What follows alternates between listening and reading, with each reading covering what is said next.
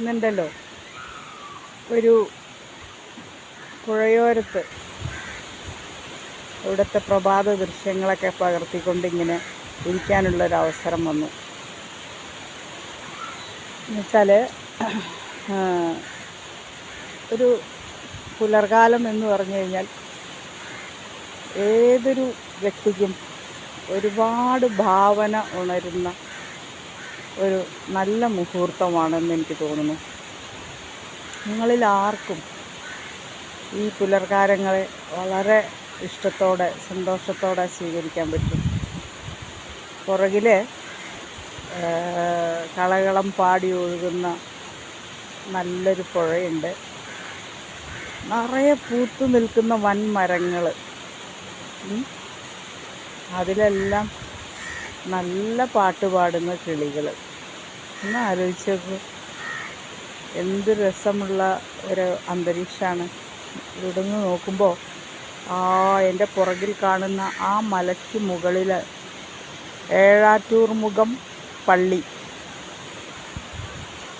ആ പള്ളിയിൽ ഭക്തരെത്തുന്നതിനനുസരിച്ച് അവിടെ നല്ല പാട്ടുകളൊക്കെ വയ്ക്കും.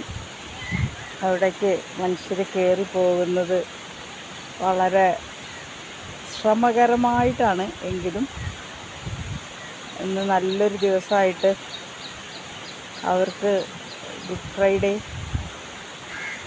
ആ മലകയറ്റം തരുന്ന അനുഭൂതി, അതും ഈ പ്രഭാതത്തിൽ പറഞ്ഞറിയിക്കാനാവാത്ത ഒരു വികാരമായിരിക്കും. അപ്പോൾ ഈശ്വരൻ നമുക്ക് ഈ പ്രപഞ്ചത്തിനെ ഒരുക്കി തന്നിരിക്കുന്നത് എന്താ അറിയോ? നമ്മുടെ ജീവിതത്തിൽ നല്ല മുഹൂർത്തങ്ങൾ സൃഷ്ടിക്കാൻ വേണ്ടിയിട്ടാണ്. സന്തോഷങ്ങൾ വളരെയധികം നിറഞ്ഞ സന്തോഷത്തോടുകൂടെ ജീവിക്കാൻ വേണ്ടി നല്ലൊരു സുപ്രഭാതം കണികണ്ടുണർന്ന് ആ സുപ്രഭാതത്തിലെ ഓരോ ചലനങ്ങളെയും സ്വന്തം ജീവിതത്തിലേക്ക് ഒപ്പിയെടുക്കാൻ നമുക്ക് സാധിച്ചാൽ മതി. ഈ വക കഴിവുകളൊക്കെ നമ്മളിൽ എല്ലാവർക്കും ഉള്ളതാണ്. പക്ഷേ നമ്മളിൽ എത്ര പേരതൊക്കെ ഉപയോഗപ്പെടുത്താറുണ്ട്?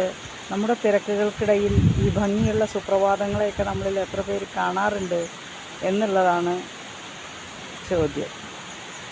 എന്താണെങ്കിലും എനിക്ക് ഈ കുളിർക്കാറ്റേറ്റി പുഴക്കരയിൽ ഇങ്ങനെ ഇരിക്കുമ്പോൾ നിങ്ങളോട് ഇത്രയെങ്കിലും പറഞ്ഞു വെക്കണമെന്ന് തോന്നി. കൂടുതൽ പറഞ്ഞിട്ട് ബോറടിപ്പിക്കണില്ല. എന്താണെങ്കിലും ജീവിതത്തിൽ അവസരങ്ങൾ കിട്ടുമ്പോൾ ഇത്തരം